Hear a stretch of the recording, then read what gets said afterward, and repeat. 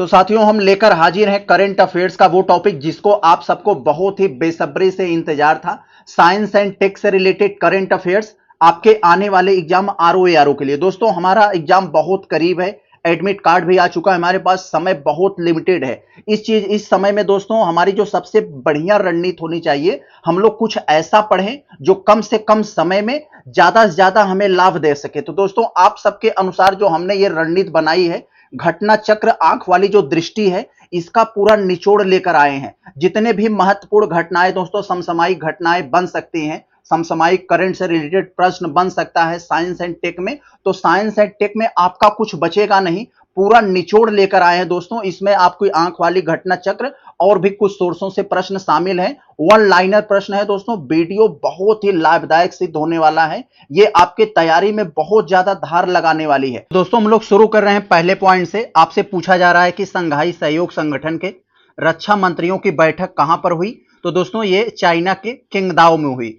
तीसरा संयुक्त राष्ट्र महासागर सम्मेलन कहां आयोजित किया गया? तो ये फ्रांस के नीस में आयोजित किया गया। बहुत अच्छा, आगे देखते हैं दोस्तों। बहुत अच्छा, एक एक चीजों को इसमें बड़े ही बेहतरीन तरीके से समाहित किया गया है। कह रहे हैं कि मिशन नाविका सागर परिक्रमा 2, मिशन नाविका सागर परिक्रमा 2 का समापन कहां पर हुआ 2025 में? तो दोस्तों गोवा में मोरमुगाओ पोर्ट पर हुआ। ये हो जाएगा आपका। तो इसी से रिलेटेड अगला हमारा फैक्ट है, कह रहे हैं मिशन नाविका सागर परिक्रमा 2 कब आरंभ हुआ? तो इसमें पहले वाले में पूछे ये समापन कहां पर हुआ, यहां पर कह रहे हैं कि आरंभ कहां पर हुआ। तो दोस्तों ये आरंभ 2 अक्टूबर 2024 को हुआ था, अभी पिछले साल में। आगे जरा हम लोग देखते हैं, इसी से रिलेटेड ये भी प्रश्न है, इस मिशन में किस नौका का इस्तेमाल किया गया? तो आईएनएस तरणी का इस्तेमाल किया गया। ये सब चीजों को याद रखे रहिए, एक एक फैक्ट आपके लिए बहुत जरूरी है। साइंस एंड टेक से रिलेटेड आपका एक भी प्रश्न नहीं छूटेगा, इसमें हम दावा करते हैं। आंख वाली घटना चक्र और घटना सार का पूरा मिक्स करके बहुत ही अच्छे से इसे समाहित किया गया है। आगे देखते हैं हम लोग, ये कह रहे हैं 25T बोलार्ड पुल टग, जिसका नाम दिया है सबल, इसका शुभारंभ कहां पर हुआ? जो मई 2025 में हुआ, तो ये कोलकाता में हुआ। आगे देखते हैं, बहुत बढ़िया। कह रहे हैं इसमें दोस्तों दो भारतीय शांति सैनिक दोस्तों उन सैनिकों को कहा जाता है जो शांति स्थापित करने में महत्वपूर्ण भूमिका निभाते हैं। तो कौन सा पदक मरणोपरांत प्रदान किया गया? तो डैग हैमरशॉल्ड पदक। कौन कौन है इसी से रिलेटेड आगे आपको नाम मिलेंगे, जरा हम लोग देखते हैं।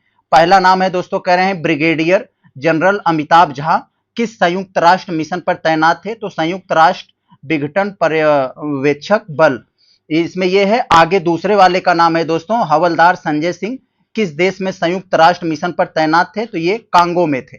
बहुत अच्छा, याद रखे रहिए। संजय जो थे ये कांगो में, और यहाँ अमिताभ जो थे तो ये संयुक्त राष्ट्र यानी यूएन से, यहां से याद रखेंगे आप लोग तो याद आ जाएगा। आगे चले हम लोग देखते हैं। अगला कह रहे हैं दोस्तों, किस देश ने golden dome missile defence shield का अनावरण किया है? तो दोस्तों ये ऐसा मतलब एक तरह का मिसाइल डिफेंस है कि जो राडार सिस्टम इसको पकड़ कैच नहीं कर पाएगा, अमेरिका इसको बना रहा है। हालांकि इजराइल में एक आयरल डोम नाम का एक रक्षा प्रणाली है, जो एक डिफेंस सिस्टम है, उसी की तर्ज पर अमेरिका गोल्ड डोम बना रहा है। तो ऑप्शन यहां पर दिया हुआ है आपको, फैक्ट अमेरिका बना रहा है। आगे जरा देखते हैं हम लोग दोस्तों, कह रहे हैं कि भारत का पहला ध्रुवीय अनुसंधान पोत किस कंपनी द्वारा बनाया जाएगा? तो Garden Reach Shipbuilders and Engineering Limited Kolkata के द्वारा बनाया जाएगा। बहुत अच्छा, आगे दोस्तों दिया गया है, एक एक चीजों को आप बस देखते जाएंगे, आपको एग्जाम में जब वहां आपके सामने आएगा तो आपको सारी चीजें याद आ जाएंगी, क्योंकि साइंस एंड टेक दोस्तों हमारा बहुत बड़ा वेटेज होता है आरओ के एग्जाम में। इसलिए हमने पहला यही आपके लिए पहला वाला करंट रिलेटेड यही उठाया है। हालांकि आपको जो स्टैटिक होता है वो कम आएगा साइंस से, ज्यादातर आप यही पूछे जा रहे हैं जो आपको करंट से रिलेटेड होते हैं। तो केंद्रीय मंत्री डॉक्टर जितेंद्र सिंह ने कहां पर सागर भवन और पोलर भवन का उद्घाटन किया? तो राष्ट्रीय ध्रुवीय एवं समुद्री अनुसंधान केंद्र गोवा में किया है, इसको याद रखे रहिएगा। आगे कर रहे हैं डीआरडीओ के क्वांटम प्रौद्योगिकी अनुसंधान केंद्र का उद्घाटन कहां हुआ? तो दोस्तों ये दिल्ली में हुआ है। तो डीआरडीओ के क्वांटम प्रौद्योगिकी अनुसंधान केंद्र का उद्घाटन कहां पर हुआ? दिल्ली में हुआ। बहुत अच्छा, आगे चलते हैं हम लोग एक एक चीजों को बहुत ही अच्छे से देखते जाएंगे, हमको याद होता जाएगा। अमेरिका में विकसित अगली पीढ़ी का अमेरिका में विकसित अगली पीढ़ी का 2 सीटों वाला, सॉरी अगर मैं भारत लिखा है, अमेरिका पढ़ रहा हूं। भारत में विकसित अगली पीढ़ी का 2 सीटों वाला इलेक्ट्रिक ट्रेनर विमान कौन सा है? तो दोस्तों ये ऐसा विमान है, इलेक्ट्रिक से चलने वाला 2 सीट वाला ये इलेक्ट्रिक विमान है। जो लोग विमान उड़ाना सीखने के लिए आते हैं ट्रेनिंग के लिए, उसको शुरुआत में उनको यही दिया जाएगा, भारी भरकम हेलीकॉप्टर नहीं दिया जाएगा। तो दोस्तों यही आपसे पूछा जा रहा है, भारत में विकसित अगली पीढ़ी का 2 सीटों वाला इलेक्ट्रिक ट्रेनर विमान मतलब कौन सा है? तो उसका नाम रखा गया है दोस्तों इलेक्ट्रिक हंस। तो इलेक्ट्रिक हंस, जिसे ई हंसा भी कहा जाता है, तो हंस के नाम पर इसको रखा गया है। बहुत अच्छा, हंस जैसा प्यारा भी लगता है देखने में। आगे देखें, यह विमान किस संस्था द्वारा विकसित किया जा रहा है? तो राष्ट्रीय एरोस्पेस प्रयोगशाला बेंगलुरु के द्वारा। यह चीज आपके लिए इंपॉर्टेंट है, इसको याद रखे रहेगा, ये पूछ सकता है। आगे दोस्तों यहां पर कहा जा रहा है कि भारत में पहली जीन संपादित भेड़ क्या है? जीन संपादित भेड़ किस संस्था के द्वारा विकसित की गई है? तो शेर ए कश्मीर कृषि विज्ञान प्रौद्योगिकी विश्वविद्यालय श्रीनगर, जो कि जम्मू कश्मीर में है। नाम में भी कश्मीर है, आप लोग समझ जाएंगे देखते ही। तो याद रखिए रहेगा भेड़ कश्मीर, तो यहां से आपको याद आ जाएगा जब भी ऑप्शन में आप लोग देखोगे। तो अगला दोस्तों कह रहे हैं आपसे, विश्व बैंक भूमि सम्मेलन 2025 कहां आयोजित हुआ? तो वाशिंगटन डीसी, संयुक्त राज्य अमेरिका में हुआ। तो संयुक्त राज्य अमेरिका के वाशिंगटन डीसी में विश्व बैंक भी है, वर्ल्ड बैंक भी है। तो आपको ये दिमाग में तुरंत वहां पर स्ट्राइक कर जाएगा। आगे चलिए हम लोग देखते हैं, यहां कह रहे हैं दोस्तों सम्मेलन की थीम क्या थी? तो दोस्तों ये जो हुआ है विश्व बैंक वाला भी, जो मैंने बताया, उसका नाम था यही, उसका नाम था विश्व बैंक भूमि सम्मेलन 2025। तो इसका थीम क्या था? इसके थीम के बारे में आपसे पूछा जा रहा है। तो जलवायु कार्रवाई के लिए भूमि स्वामित्व और पहुंच को सुरक्षित करना, जागरूकता से कार्रवाई की ओर बढ़ना। तो इतना बड़ा है, तो बस आप यही रखे रहिए, याद रखे रहेगा, जलवायु कार्रवाई, क्लाइमेट एक्शन और जागरूकता से संबंधित है। तो आपको दिमाग में ये बना रहेगा लंबे समय तक। आगे जरा हम लोग देखते हैं, भारत ने इस सम्मेलन में किस रूप में, यहाँ जो विश्व बैंक जलवायु यानी मतलब प्रोग्राम हुआ अभी मैंने जो ऊपर बताया, तो इस सम्मेलन में किस रूप में भाग लिया? तो कंट्री चैंपियन के रूप में भाग लिया। कंट्री चैंपियन का मतलब होता है किसी देश में कुछ प्रोग्राम होता है, तो किसी देश के नेता आते हैं, उस पर अपनी सहमति जताते हैं, उस पर दोस्तों एक तरह का कह सकते हैं कि उसको मतलब बढ़ावा देते हैं, प्रमोट करते हैं, तो उसे कंट्री चैंपियन कहा जाता है। हाल ही में इसरो का कौन सा मिशन असफल हुआ? तो कह रहे हैं कि हाल ही में इसरो का कौन सा मिशन फेल हो गया, असफल हो गया? तो PSLV C61। तो याद रखिए रहेगा 61, ये जो है C61 PSLV, ये फेल हो गया है, इसरो का एक मिशन था। आगे जरा हम लोग देखें, इस मिशन के तहत किस उपग्रह को प्रक्षेपित किया जाना था? तो दोस्तों पृथ्वी अवलोकन उपग्रह 09 यानी अर्थ ऑब्जर्वेशन सैटेलाइट 09। याद रखे रहिएगा ये दोस्तों, 9 का यहां से ट्रिक याद रखिएगा, 9 नो मतलब एक तरह से वो नो मतलब नहीं, मतलब फेल हो गया। आगे देखते हैं हम लोग, जीनोम संपादित चावल, क्या कह रहे हैं? जीनोम संपादित चावल की किस्में विकसित करने वाला मतलब क्या कह रहे हैं, जीनोम संपादित चावल की किस्में विकसित करने वाला दुनिया का पहला देश कौन सा बना? तो दोस्तों अपना इंडिया, भारत बन गया है। तो इसके बारे में और आपको यहां पर जानकारी दी जा रही है। तो कौन सी किस्में जारी की गई? तो यहां पर याद रखिए रहेगा, 2 नाम याद रखे रहेंगे तो आपको याद आ जाएगा, कमला और पूसा। तो पहला नाम जो दिया गया है DRR धान 100 कमला, और पूसा DTS ये राइस 1। तो इस सबको याद रखे रहेगा। अगर ये न याद हो तो यहां अगर पूछ ले दिमाग में, ये कमला और पूसा तो याद रहेगा ही, याद रह जाएगा KP।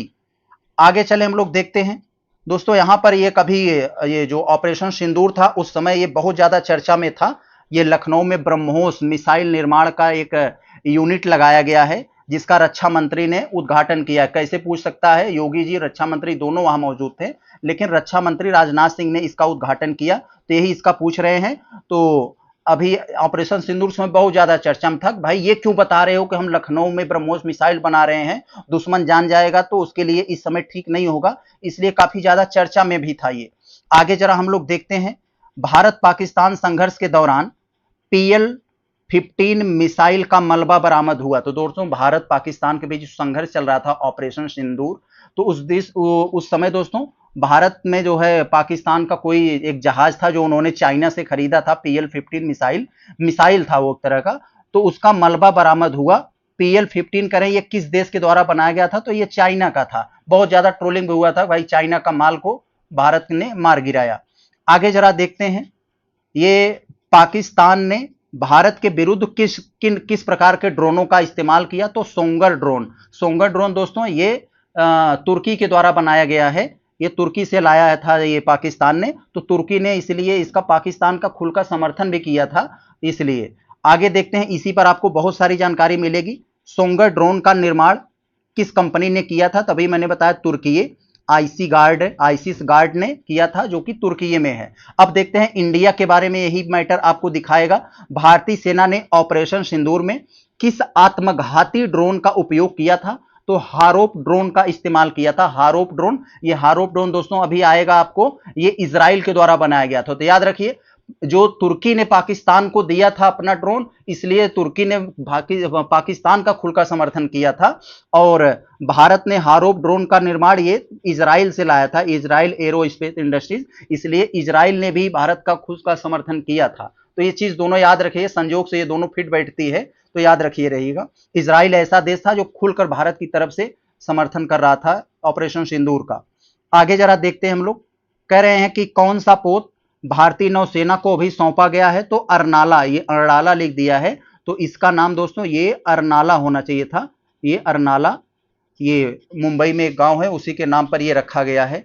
आगे जरा हम लोग देखते हैं, बहुत अच्छा, कह रहे हैं कि किसने एकीकृत रक्षा स्टाफ प्रमुख का पदभार ग्रहण किया है, तो एयर मार्शल आशुतोष दीक्षित ने दोस्तों एकीकृत रक्षा स्टाफ प्रमुख का पदभार ग्रहण किया है।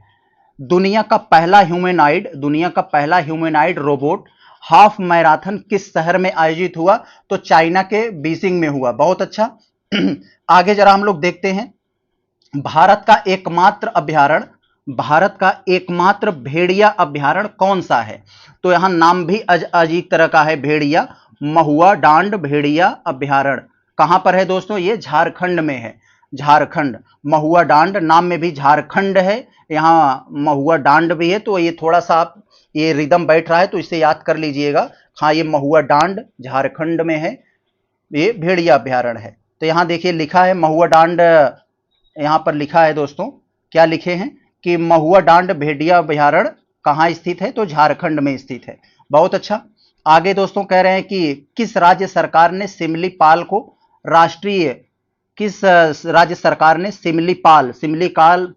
को राष्ट्रीय उद्यान घोषित किया है, तो ओडिशा सरकार ने। ओडिशा में ये दोस्तों सिमलीपाल अभ्यारण्य है, सिमलीपाल ये राष्ट्रीय अभ्यारण्य ओडिशा में है, तो ओडिशा सरकार ही घोषित करेगी।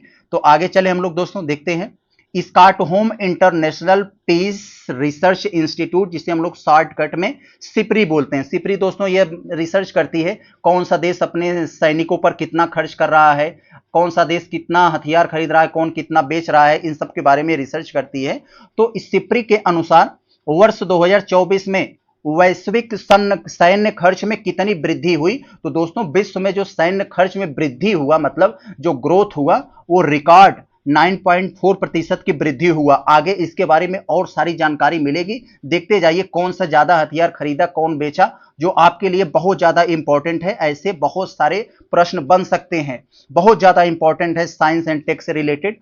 वर्ष 2024 में वैश्विक सैन्य खर्च कितना था, तो वर्ष 2024 का ये सैन्य खर्च बताया जा रहा है 2718 बिलियन डॉलर। पूरा मतलब ये वैश्विक सैन्य खर्च है दोस्तों, कितना था, 2718 बिलियन डॉलर। ये आपको ये फैक्ट है, याद रखे रहिएगा। ये आगे चलते हैं हम लोग, देखते हैं एक एक चीजों को इससे रिलेटेड। किस देश का सैन्य खर्च 2024 में सबसे अधिक था, तो भाई ट्रंप साहब का होगा, संयुक्त राज्य अमेरिका का सैन्य खर्च सबसे ज्यादा है। अकेले वो 997 बिलियन डॉलर केवल अपने सैन्य खर्च पर प्रयोग करता है। आगे जरा देखें, 2024 का ये आंकड़ा था। इसने किस मिशन के तहत दूसरी सफल डॉकिंग, इसरो लिखा है, इसरो ने किस मिशन के तहत दूसरी सफल डॉकिंग पूरी की। डॉकिंग का मतलब होता है दोस्तों जुड़ना, तो यहां लिखा है इस पे का मतलब अंतरिक्ष, डी का मतलब डॉकिंग, एक्स मतलब एक्सपेरिमेंट। तो दोस्तों ये मतलब इसरो ने एक अपने स्पेस से जुड़ने का एक तरह से प्रोग्राम चलाया था। तो इस मिशन के तहत स्पेडेक्स नाम, अपने मिशन का नाम स्पेडेक्स रखा था। ये स्पेडेक्स क्या है? ये अंतरिक्ष से जुड़ने का एक तरह का ये अभियान था, मिशन था। आगे जरा हम लोग देखते हैं, इसी स्पेडेक्स से रिलेटेड है। स्पेडेक्स मिशन में प्रयोग किए जाने वाले 2 उपग्रहों का क्या नाम है? तो दोस्तों SDX-01 जिसे चेजर बोला गया, और SDX-02 जिसे टारगेट बोला गया। इन चीजों को याद रखिए रहेगा, 01 को चेजर और 02 को टारगेट। 2 यहां, टारगेट यहां, 2 आ गया यहां, तो इसे याद आपको कनेक्शन बना रहेगा। आगे जरा हम लोग देखते हैं, भारत के पहले उपग्रह आर्यभट्ट का प्रक्षेपण किस आर्यभट्ट के प्रक्षेपण की कौन सी वर्षगांठ मनाई गई? तो सबसे पहले आपको यह जानना पड़ेगा कि भारत का पहला उपग्रह आर्यभट्ट कब प्रक्षेपित किया गया था, लॉन्च किया गया था। तो दोस्तों 19 अप्रैल 1975 को यह लॉन्च किया गया था। तो अभी 1925 में यह अपना पूरा 50 साल पूरा किया, तो यह 50वां वर्षगांठ मनाया गया। आगे लिखे हैं दोस्तों, कैबिनेट कमेटी ऑन सिक्योरिटी ने कितने रुपए की 26 राफेल एम एयरक्राफ्ट की डील को मंजूरी दी है? तो दोस्तों 63 करोड़, मतलब 63,000 करोड़ रुपए की। इन सबको डाटा को याद रखिएगा, सीधा आपसे पूछ सकता है यहां। तो यह डील किस देश के साथ हुई है? तो यह फ्रांस के साथ हुई है, जो कि भारत ने किया है। आगे जरा हम लोग देखें, 63,000 करोड़ भूलिएगा नहीं। डीआरडीओ ने किस स्वदेशी ग्लाइड बम का सफल परीक्षण किया है? डीआरडीओ याद रखी रहेगा, किस स्वदेशी, मतलब अपने ही स्वदेशी ग्लाइड बम का सफल परीक्षण किया। ग्लाइड बम क्या होता है? एक हल्का बम होता है, मात्र 1000 किलोग्राम का। इसे कहीं से भी आसानी से हेलीकॉप्टर पर ले जाया सकता है, आसानी से कहीं टारगेट किया जा सकता है। तो कह रहे हैं कि ग्लाइड बम का ट्रायल किया, उसका नाम है दोस्तों गौरव। तो याद रखिए, डीआरडीओ ने किस स्वदेशी बम का सफल परीक्षण किया? तो गौरव का किया है। आगे इससे रिलेटेड और आपको जानकारी मिलेंगे, यही जो मैंने बताया, लॉन्ग रेंज ग्लाइडेड बम, जिसका नाम गौरव रखा है। इसका वजन कितना है? 1000 किलोग्राम है। आगे जरा देखें, चंद्रमा के दक्षिणी ध्रुव पर यथास्थान तापमान मापने वाला पहला उपकरण कौन बना? तो दोस्तों आप लोग जानते हैं, जब चंद्रयान 3 लॉन्च हुआ, उसमें कई ऐसी डिवाइस लगाई गई थी, 5-6 ऐसे। एक डिवाइस उसमें और है जो वहां दक्षिणी ध्रुव पर, आप लोग जानते हैं चंद्रयान 3 दक्षिणी ध्रुव पर ही लैंड कराया गया था। तो दक्षिणी ध्रुव पर वो चंद्रयान में उस जो डिवाइस लगा है, वहां का टेम्परेचर नापेगा। तो CHA से चंद्रयान हो गया, एस से दोस्तों मतलब सरफेस हो गया, यानी चंद्रमा के सरफेस पर। CH से चंद्रमा, एस से सरफेस, टी से दोस्तों एक थर्मो टेम्परेचर, ई से एक्सपीरियंस। वो वहां का टेम्परेचर एक्सपीरियंस करके बताएगा कि वहां का टेम्परेचर कितना है। बहुत अच्छा। आगे दोस्तों लिखे हैं चेस्ट, यही जो मैंने अभी बताया, चेस्ट, जिसका मतलब बता दिया। तो चेस्ट किस मिशन का हिस्सा था? तो चंद्रयान 3 का था, जो मैंने आपको पहले बता दिया। याद रखे रहिएगा आप लोग। यहाँ चेस्ट का मतलब क्या है? ची से चंद्रयान या चंद्रमा कह सकते हैं, एस से सरफेस, टी से यहाँ थर्मो टेम्परेचर, ई से एक्सपीरियंस। आगे चलें, एक एक चीजों को, थोड़ा जल्दी है दोस्तों, लेकिन फिर भी हम कहते हैं आप ऐसा बताएं कि आपके दिमाग में वो कनेक्शन बना रहे, आप कनेक्ट कर जाएं आपके सामने जब वो आए। तो यहां पर लिखे पोइम 4 कि वायुमंडल में पुनः प्रवेश की प्रक्रिया की निगरानी किसने की? तो IS-4OM प्रणाली, यानी इसरो की जो है ये, उसने इसको जो है प्रवेश प्रक्रिया की निगरानी की है। आगे जरा हम लोग देखें, किसने अपनी ओरल हैजा वैक्सीन, जिसका नाम है दोस्तों हिलकोल, को लॉन्च किया है? तो भारत बायोटेक इंटरनेशनल लिमिटेड ने किया है। बहुत अच्छा। आगे जरा हम लोग देखते जाएं, एक एक चीजों को हम दोस्तों छोड़ेंगे नहीं, कोई भी चीज साइंस एंड टेक से रिलेटेड आपका छूटेगा नहीं। बहुत ही बेहतरीन तरीके से इसको संकलित करके बनाया गया है। आगे जरा देखें, भारतीय वायुसेना ने किस मिसाइल के निर्माण के लिए डीआरडीओ और भारत बायोटेक्स लिमिटेड को मंजूरी दी है? तो अस्त्र मार्क 1 को। तो भारतीय वायुसेना ने किस मिसाइल को निर्माण के लिए? तो मिसाइल का नाम है दोस्तों यहां पर अस्त्र मार्क 1। तो अस्त्र आप लोग जानते हैं, हथियार 2 तरह का होता है, आप लोग हिंदी में पढ़े होंगे, अस्त्र शस्त्र। तो उसी अस्त्र के नाम पर यहां रखा गया अस्त्र मार्क 1। आगे देखें दोस्तों हम लोग, किस कंपनी ने एशिया का पहला लो कार्बन ग्रीन लॉन्च किया है? तो किस कंपनी ने एशिया का पहला लो कार्बन ग्रीन लॉन्च किया है? तो हिंदुस्तान जिंक लिमिटेड ने। इसका क्या नाम रखा गया है? तो इकोजेन। तो जेन से यहां जिंक हो गया, तो यहां याद रखे रहिएगा आप लोग। आगे जरा देखते हैं, इको से आप लोग समझ गए, इको फ्रेंडली है। आगे यहां पर देखें, पूरी तरह से हाइड्रोजन ईंधन से चलने वाली विश्व की पहली वाणिज्यिक यात्री नौका का अनावरण कहां किया गया? तो दोस्तों एमवीसी चेंज मतलब अनावरण किया गया, तो एमवीसी चेंज जो अमेरिका में है। आगे जरा देखते हैं, आगे लिखा है दोस्तों, अंतरिक्ष अन्वेषण एवं अनुसंधान एजेंसी ने ब्लू ओरिजिन के मानव अंतरिक्ष उड़ान कार्यक्रम के लिए किसको साझेदार देश घोषित किया है? तो भारत को किया है। आगे देखें, भारत ने कुल 100 में से 50 स्कोर के साथ श्रेणी में रखा गया है, तो आंशिक रूप से रखा गया है यहां। आगे देखें हम लोग, केंद्रीय मंत्री जितेंद्र सिंह ने कहां पर बायोपॉलीमर्स के लिए भारत की पहली प्रदर्शन सुविधा का उद्घाटन किया? तो महाराष्ट्र के पुणे में किया है। आगे देखें, संयुक्त राज्य अमेरिका को हथियार निर्यात करने वाला, यहां पर लिखा है संयुक्त राज्य अमेरिका को हथियार निर्यात करने वाला भारत का पहला राज्य कौन सा है? तो दोस्तों उत्तर प्रदेश है। ब्रह्मोस जो मिसाइलें बन रही हैं वो संयुक्त राज्य अमेरिका को हथियार जो है मतलब निर्यात किया जाएगा, तो इसीलिए बहुत ज्यादा यूपी के नेता लोग इसमें प्राउड महसूस कर रहे थे कि भाई अब हम, अमेरिका पहले हमें बेच रहा था, अब हम अमेरिका को बेचेंगे। आगे देखें, कौन सी शस्त्र निर्माण कंपनी एंटीक रिवाल्वर बेल्वे मार्क 4 0.455 का निर्माण उत्तर प्रदेश में करेगी? तो वेल्वे एंड स्कॉट, वेल्वे नाम है, तो यहां सर आप देख सकते हैं रिवाल्वर वेल्वे, तो यहां पर भी वेल्वे एंड स्कॉट यूके इसका करेगी। आगे देखते हैं, यह रिवाल्वर है एक तरह का, तो वेल्वे एंड स्कॉट जो यूके की कंपनी है, तो उत्तर प्रदेश में यह रिवाल्वर बनाई जाएगी। आगे जरा देखें हम लोग, इस रिवाल्वर के निर्माण के लिए भारत में वेल्वे एंड स्कॉट किसके साथ समझौता किया है? तो सियाल मैन्युफैक्चरिंग प्राइवेट लिमिटेड के साथ समझौता किया है। आगे देखें हम लोग, विश्व की सबसे ऊंची इमेजिंग चेरेनकोव वेधशाला का उद्घाटन कहां किया गया है? तो हानले जो कि लद्दाख में है, यहीं पर किया गया है। इस वेधशाला का क्या नाम रखा गया है? तो मेजर एटमॉस्फेरिक चेरेनकोवेक्सी पेरीमेंट, और यहां पर वेधशाला तो मेजर एटमॉस्फेरिक चेरेन को एक्सपेरिमेंट वेधशाला। आगे देखें हम लोग, इस वेधशाला का नाम है। आगे जरा हम लोग देखते जाएं, विश्व की पहली सरकार के द्वारा वित्त पोषित किस multi modal large language model का शुभारंभ किया गया है? तो भारत जेन याद रखिएगा, विश्व की पहली सरकार के द्वारा वित्त पोषित किस multi modal large language model का शुभारंभ किया गया? तो भारत जेन के द्वारा। आगे देखें, भारत जेन का क्या उद्देश्य है? इसी से रिलेटेड अगला हमारा फैक्ट है कि इसका क्या उद्देश्य है? तो भारतीय भाषाओं में कुशल और समावेशी एआई बनाना, यानी भारत में जो विभिन्न प्रकार की भाषाएं हैं उन भाषाओं को समझ सकें कि मतलब एक भाषा से दूसरी भाषाओं में ये एआई के जरिए कन्वर्ट हो जाएगा, तो जो कि अभी इसका एक छोटा सा रूप संसद में लागू होने वाला है। क्योंकि दोस्तों जैसे तमिल वाला बोल रहा है तो इधर हिंदी पट्टी वाला नहीं समझ पा रहा है, इस तरह से दोस्तों कोई कुछ बोलते एआई के माध्यम से उसको वो समझ में आ जाए हाँ अगला क्या बोल रहा है, यही होगा इसमें।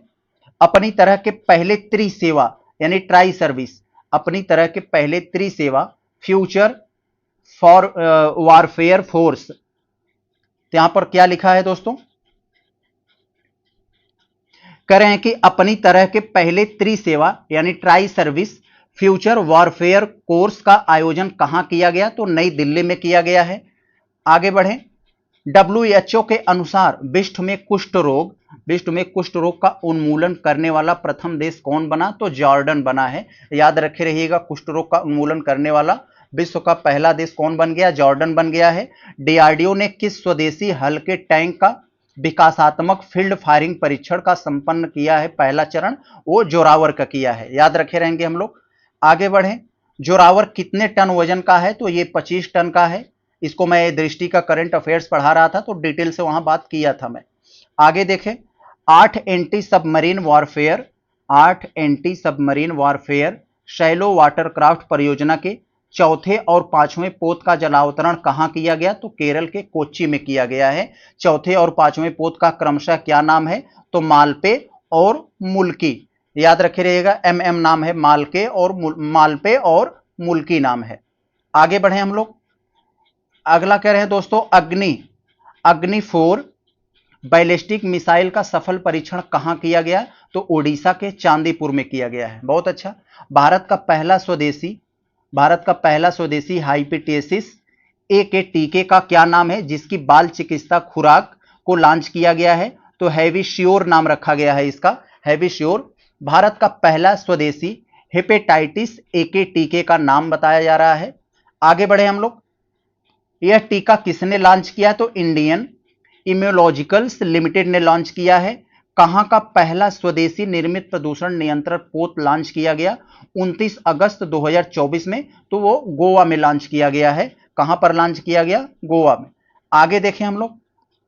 इस स्वदेशी निर्मित प्रदूषण नियंत्रण पोत का क्या नाम रखा गया है? तो समुद्र प्रताप नाम रखा गया है। जो ये प्रदूषण नियंत्रक पोत है ये समुद्र प्रताप। तो आगे देखें हम लोग। 2024 में सबसे अधिक प्रदूषित महाद्वीप कौन सा है? तो दोस्तों एशिया महाद्वीप को 2024 का सबसे प्रदूषित महाद्वीप माना गया।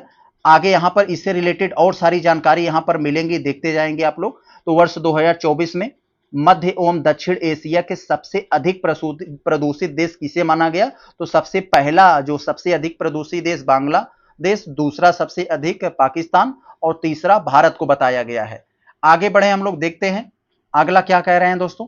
वर्ष 2024 में विश्व का सबसे प्रदूषित क्षेत्रीय राजधानी कौन सी है? तो दोस्तों नई दिल्ली। तो याद रखेंगे, नई दिल्ली बहुत दिन से ऐसा बना हुआ है, विश्व की सबसे प्रदूषित राजधानी अगर आपको पूछे तो नई दिल्ली है भारत की। तो यानी वो राजधानी हो किसी देश की और वो सबसे ज्यादा प्रदूषित हो तो दिल्ली आ जाएगा। धर्म गार्जियन सैन्य अभ्यास, ये गार्जियन है तो यहां गार्डियन लिख दिया गया है। तो धर्म गार्जियन सैन्य अभ्यास का छठा संस्करण, याद रखिएगा, इसका छठा संस्करण कहां आयोजित हुआ? तो जापान में आयोजित हुआ। ये धर्म गार्जियन जो सैन्य अभ्यास होता है इंडिया और जापान के बीच होता है, इसे याद रखे रहेगा। इस साल इसका छठा हुआ। कहां हुआ? जापान में हुआ। आगे बढ़ते जाएं हम लोग। धर्म गार्जियन सैन्य अभ्यास किन देशों के बीच होता है? अभी मैंने बताया, भारत जापान के बीच होता है। गूगल ने भारत में अपने सबसे बड़ा कैंपस किस नाम से लॉन्च किया है? तो अनंत नाम से लॉन्च किया है, अनंत।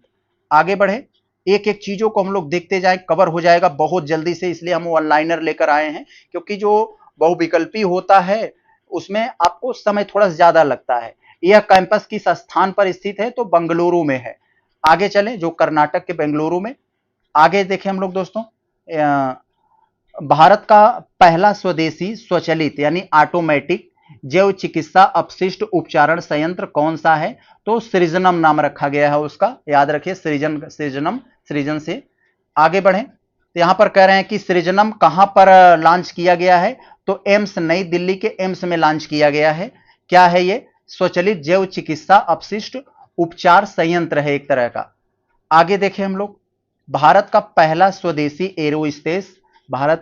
स्वदेशी एरोस्पेस ग्रेड सेमीकंडक्टर चिप का क्या नाम है? तो शक्ति नाम रखा गया है।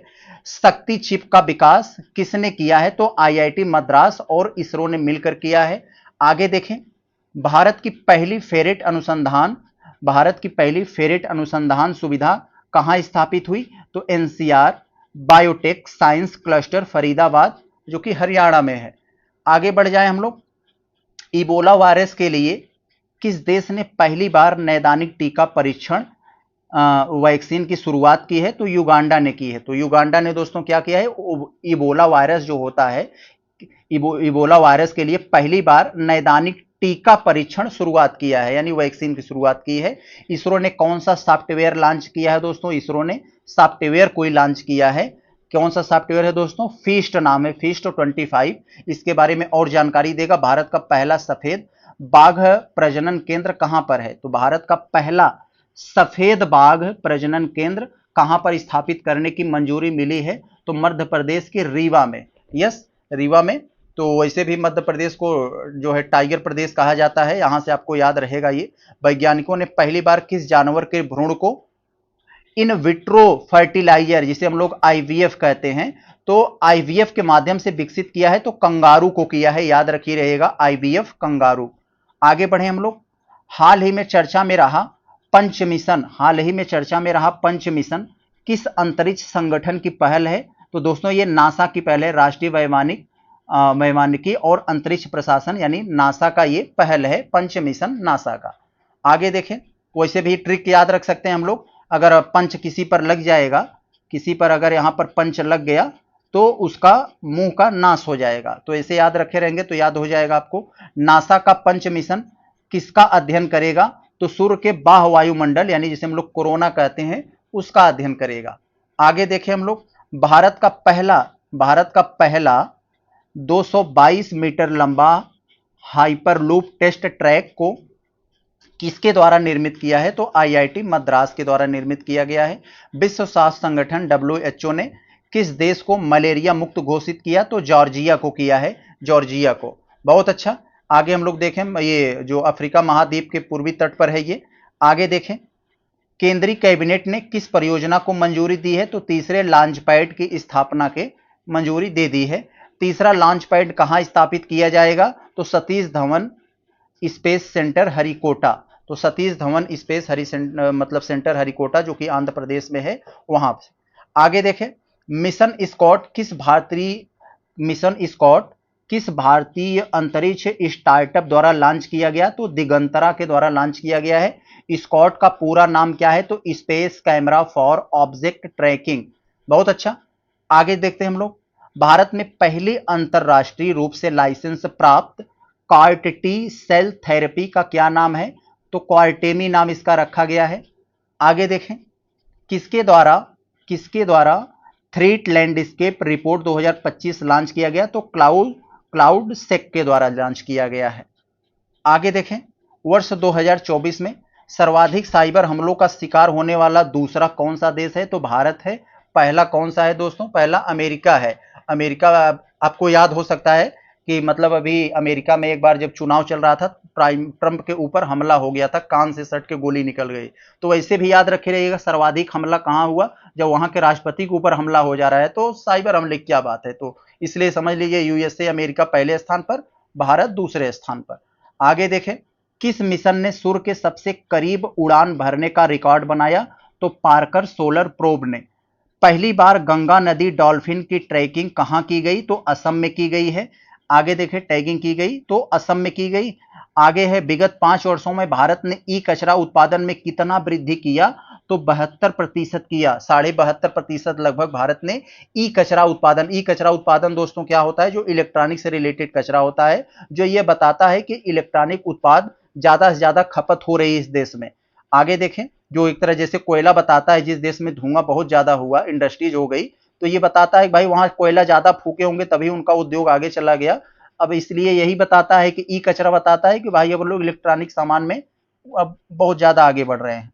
भारत ने वैश्विक स्तर पर ई वेस्ट के उत्पादन में किस स्थान पर है? तो तीसरे स्थान पर है। पहला चाइना है, दूसरा संयुक्त राज्य अमेरिका है और तीसरा भारत है। तो ई वेस्ट यानी ई कचरा जो है उसके उत्पादन में भारत तीसरे स्थान पर है, पहला चाइना, दूसरा अमेरिका।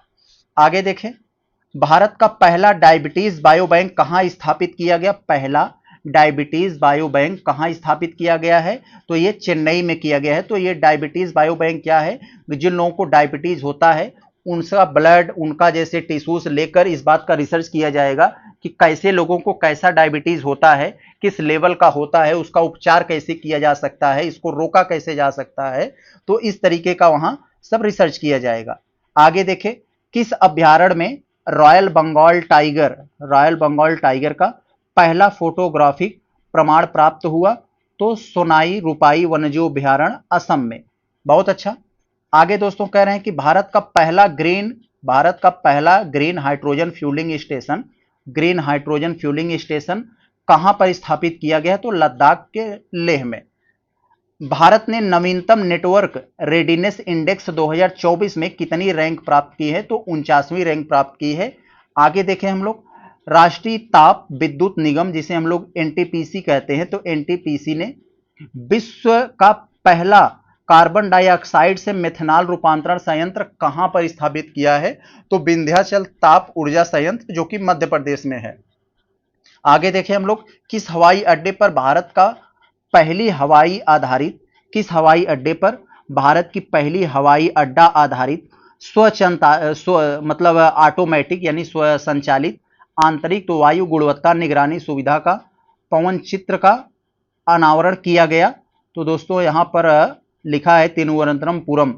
तिरुवनंतपुरम अंतर्राष्ट्रीय हवाई अड्डा जो कि केरल में है, यही तिरुवनंतपुरम से जो कांग्रेस के एक नेता हैं शशि थरूर, वहीं से ये सांसद भी हैं, याद रखे रहेंगे आप लोग। भारत सरकार ने कहां पर एक नया मिसाइल परीक्षण केंद्र स्थापित करने की मंजूरी दी है? तो नागया लंका आंध्र प्रदेश में। आगे देखें, किसके द्वारा फ्रीडम ऑन द नेट 2024 की रिपोर्ट जारी की गई? फ्रीडम हाउस के द्वारा। तो ये फ्रीडम ऑन द नेट क्या होता है दोस्तों? ये किस मतलब एक तरह से इंटरनेट की स्वतंत्रता, यानी किस देश में बड़े ही आसानी से अपनी चीजों को सोशल मीडिया पर शेयर करके सोशल मीडिया से जानकारी प्राप्त की जा सकती है, इसे फ्रीडम ऑन द नेट बोला जाता है। तो इसके बारे में और जानकारी है, इंटरनेट पर स्वतंत्रता की दृष्टि से विश्व में अंतिम स्थान पर कौन है? तो चाइना है। तो आप लोग जानते हैं वहां यूट्यूब वगैरह बहुत बैन है, उसका अपना चलता है वहां कुछ, चाइना और म्यांमार का है। आगे देखते हैं हम लोग, इंटरनेट स्वतंत्रता की दृष्टि से विश्व में शीर्ष स्थान पर कौन सा देश है? तो आइसलैंड है, आइसलैंड। तो IS4 ओम का पूरा नाम क्या है? अभी ये पीछे आया था। तो ISRO system for safe and sustainable space operation management. आगे देखें, इसका भी पिछले आया था, ये उसी का ये हिस्सा है। पोइम 4 किस मिशन का हिस्सा था? तो स्पेडेक्स, जो कि ये नाम है स्पेस डॉकिंग एक्सपेरिमेंट मिशन का। आगे देखते हैं हम लोग, ऊर्जा सांख्यिकी भारत 2025 किसने जारी किया? तो दोस्तों NSO ने जारी किया है, याद रखे रहेंगे आप लोग, NSO और ये सांख्यिकी और कार्यक्रम कार्यान्वयन मंत्रालय ने। आगे देखें, वर्ष 2023-24 में भारत की कुल प्राथमिक ऊर्जा आपूर्ति कितनी रही?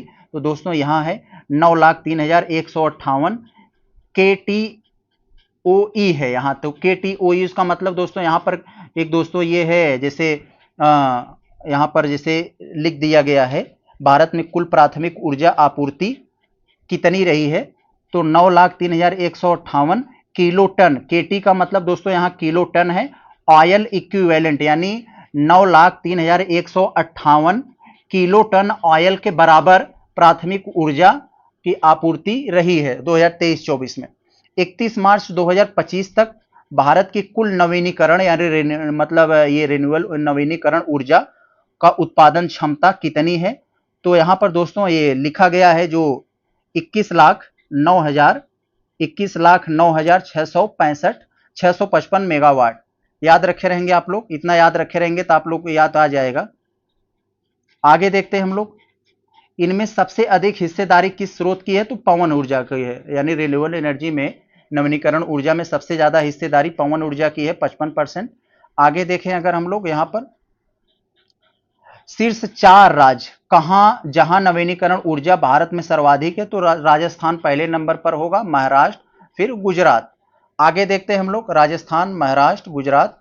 आगे देखें, भारत का पहला समर्पित परमाणु पनडुब्बी बेस कौन सा है? भारत का पहला समर्पित परमाणु पनडुब्बी बेस कौन सा है? तो INS वर्षा, विशाखापत्तनम, आंध्र प्रदेश में।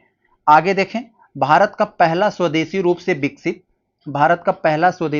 विकसित MRI स्कैनर चिकित्सीय परीक्षण के लिए कहां स्थापित किया जाएगा? तो एम्स नई दिल्ली में। तो भारत का पहला स्वदेशी रूप से विकसित MRI स्कैनर चिकित्सीय परीक्षण के लिए कहां स्थापित किया जाने वाला है? तो वो नई दिल्ली के एम्स में। आगे देखें, इस MRI स्कैनर का निर्माण किस संस्था के द्वारा किया गया है? तो समीर के द्वारा, जिसका नाम रखा गया है सोसाइटी फॉर अप्लाइड माइक्रोवेव। बहुत अच्छा। आगे देखते हैं, इलेक्ट्रॉनिक्स इंजीनियरिंग, क्या लिखा है? Electronics engineering and research Bharat का पहला, वहां ये पिछला वाला अच्छा है ये उसके, यहाँ ये दूसरा वाला है ये।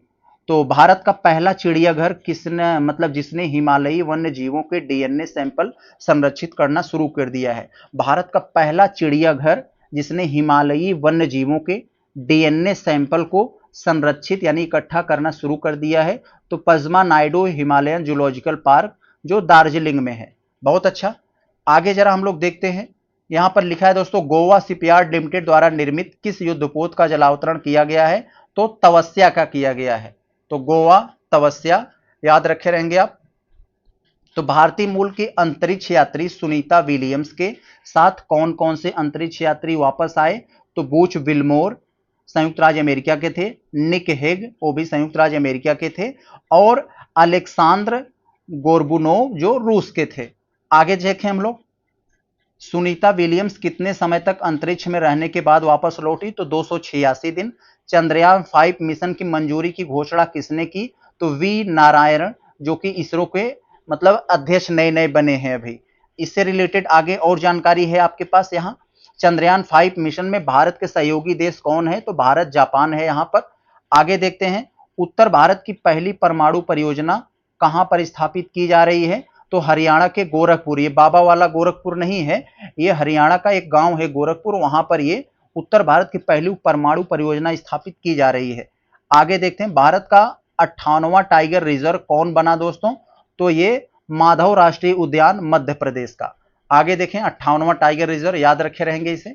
आगे देखें, विश्व वायु गुणवत्ता रिपोर्ट, विश्व वायु गुणवत्ता रिपोर्ट 2024 किसके द्वारा जारी किया गया? तो आईक्यूब एयर के द्वारा। आगे देखें,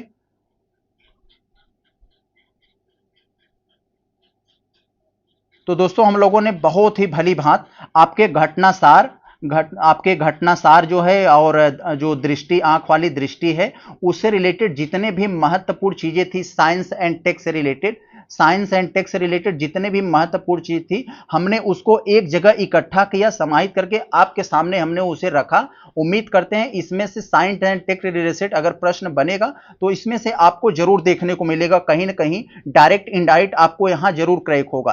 तो चलते हैं, अगर इसका अच्छा रिस्पांस आया दोस्तों, आप सब ज्यादा से ज्यादा इस वीडियो को शेयर करिएगा अपने दोस्तों के साथ, और ज्यादा से ज्यादा इसको अगर ज्यादा से ज्यादा बढ़ावा देंगे तो आगे मैं इसी से रिलेटेड, इकोनॉमिक्स से रिलेटेड पूरा जो है लेकर आऊंगा। घटनासार और आई दृष्टि का पूरा जितना निचोड़ है, वो घटनासार से रिलेटेड करंट अफेयर, मतलब इकोनॉमिक्स से रिलेटेड करंट अफेयर, जितनी भी महत्वपूर्ण घटनाएं घटी हैं इकोनॉमिक्स के मतलब दृष्टि से, तो इकोनॉमिक्स से दृष्टि से जितने भी करंट अफेयर से रिलेटेड प्रश्न बन सकते हैं आपके आने वाले एग्जाम आरओ के लिए, समय बहुत कम है हम लोगों के पास, लिमिटेड चीजें पढ़ना है, बहुत जल्दी से पढ़ना है, और वही पढ़ें जो हम लोगों को एग्जाम में फायदा मिले। तो इस चीज को लेकर हम लोग आएंगे। अगर इसे आप लोग अच्छा रिस्पॉन्स दे दिए तो हम अगली बार इसे ही, जैसे ये साइंस एंड टेक का पूरा करंट लेकर आए, तैसे हम लोग इकोनॉमिक्स का पूरा करंट लेकर आएंगे, पूरा निचोड़ लेकर आएंगे। चलते हम लोग मिलते हैं नेक्स्ट वीडियो में। नमस्कार।